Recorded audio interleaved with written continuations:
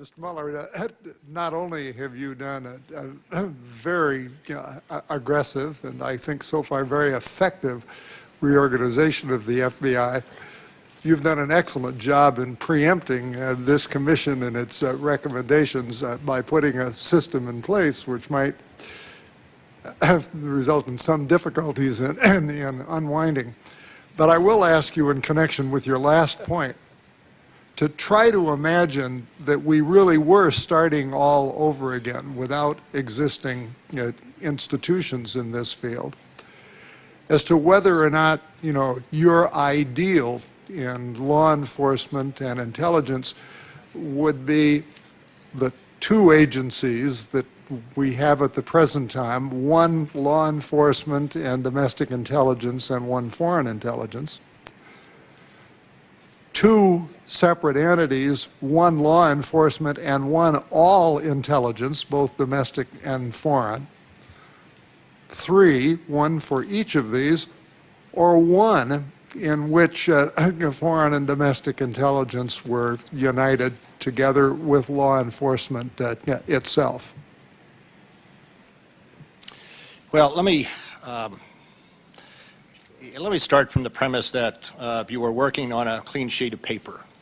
That's what I would like you to do in this case. And working on a clean sheet of paper, if we go back all of those years and put history behind us, I think there are benefits to a separate intelligence organization where you have recruiting for intelligence and you focus on intelligence.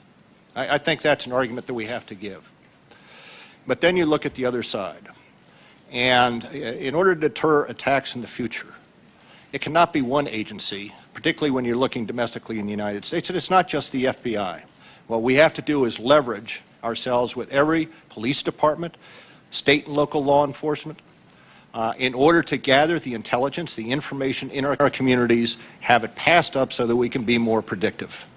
And what the FBI brings to that intelligence gathering capacity is the 56 field offices we have around the country, more than 400 satellite offices in just about every one of our communities, who have intersected over the years with state and local law enforcement in a wide variety of undertakings and developed the relationships that are so important to leveraging that throughout the United States.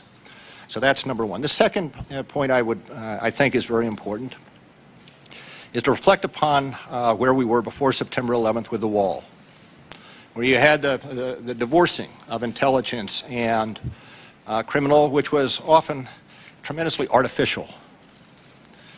And there are a number of contributing factors to that, but that was a fact of life before. What we have done since September 11th is broken down those walls, broken down that artificial determination of whether something's intelligence versus criminal.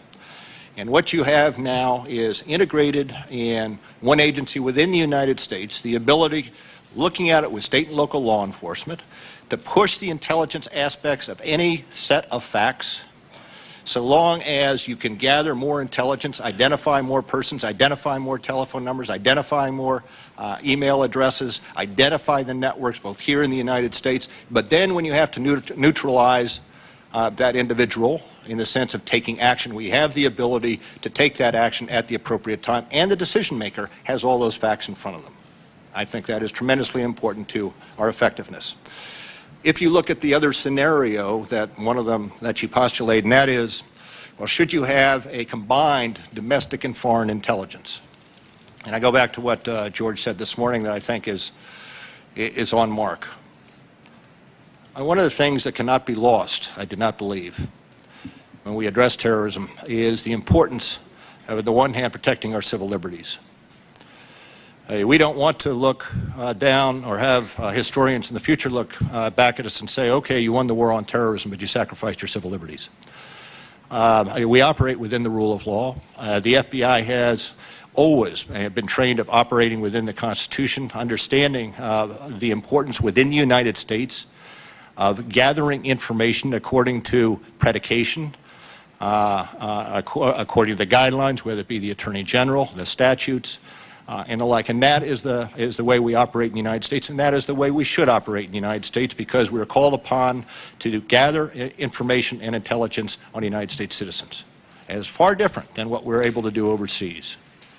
And we have grown up with two different entities, one for overseas collection of information and one for domestic collection of information. And when it comes to collection of information, I think it is important that we have that separation. That is not the separation that we need when we come to analyzing, integrating that information. And that is where we did not have the capacity before September 11th. That is where we have put up that capacity in TTIC, and we have to improve that capacity.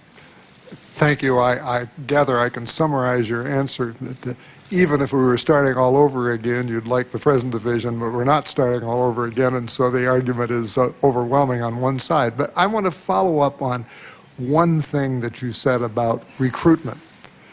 Now, I'm a young man just having graduated from law school, maybe 1 or 2 years of experience, but all through my youth, I've watched television, and what I really want to be is an intelligence agent. That's my real ambition. Why am I going to apply to the FBI where I don't know what my career will be after 3 years, rather than the CIA where I do? Well, as we build up our specialization, your staff statement described the specialization that we anticipate putting into place later this year and beginning of next year. You will come into the FBI if you want, with a background or a desire to become an intelligence officer. And if you have the aptitude to do it, what we want you to do is understand the full scope of what the FBI can do, all of its capabilities, both on the criminal side and the intelligence side. So we put you through 3 years in a smaller office. Thereafter, you will specialize. You will specialize as an intelligence officer. You will have a designation as an intelligence officer. It will be the same type of designation that you have as an intelligence officer, if it's the CIA, the DIA, or the NSA. We hope to replicate that. But let me just go one step further and say that there are some persons that would want to come into the FBI and not wear a badge and a gun, not be an agent.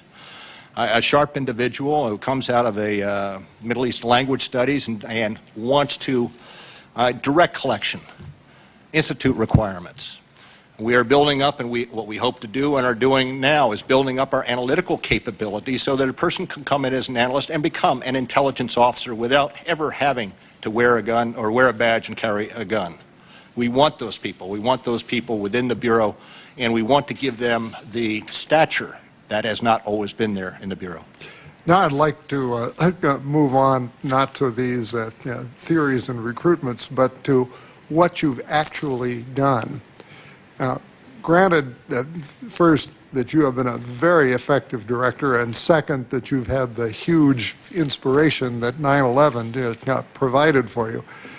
Nevertheless, your predecessors over a period of years created first an Office of Intelligence, next a Counterterrorism Division and an Investigative Services Division, and next MaxCap 05, all of which seem to be, at least on the surface, simply different names for your Office of Intelligence.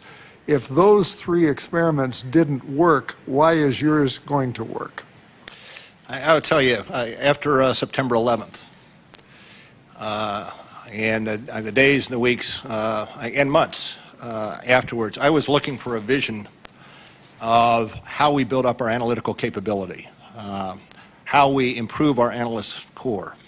I had a strong belief in talking to analysts, in talking to George Tenet, in learning about the intelligence community, that for effective analysis, the strategic analysts need to be close to the information. That the quality of the analysis you get is greatly enhanced with the strategic analysts being close to the information that they're called upon to analyze. But I did not have the vision that I needed to say, okay, where is the Bureau going? And when I brought Maureen Baginski on from the NSA, she came with a vision of where we needed to go over a 5-year period.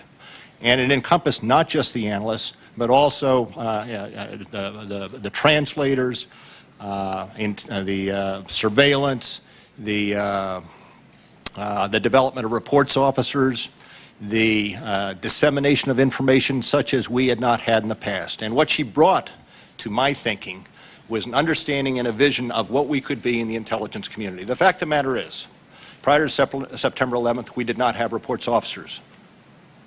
We did not have the function of taking the information, stripping off the sources and methods, putting it in IIRs, and distributing it to the intelligence community.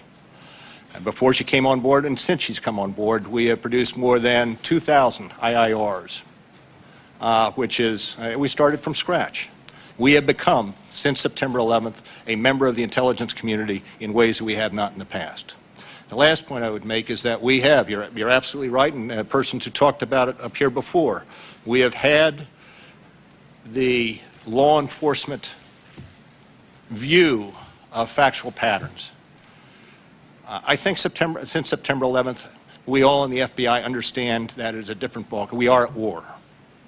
And that the information that in the past we have looked at as the predicate for a case, for a courtroom, is much more than that. It is now information that has to be centralized, it has to be integrated, it has to be analyzed, and it has to be disseminated. Part of that is building up the reports officers cadre. But back to your point, what is different now is, one, the vision that we have of where we're going, the CONOPS that we have provided to you, and the belief that we can and will put the structure in place that will last longer than I'll be there, or Maureen will be there, but will be the intelligence function in the Bureau that was lacking prior to September 11th. Thank you, Mr. Director. You've talked me out of any more questions.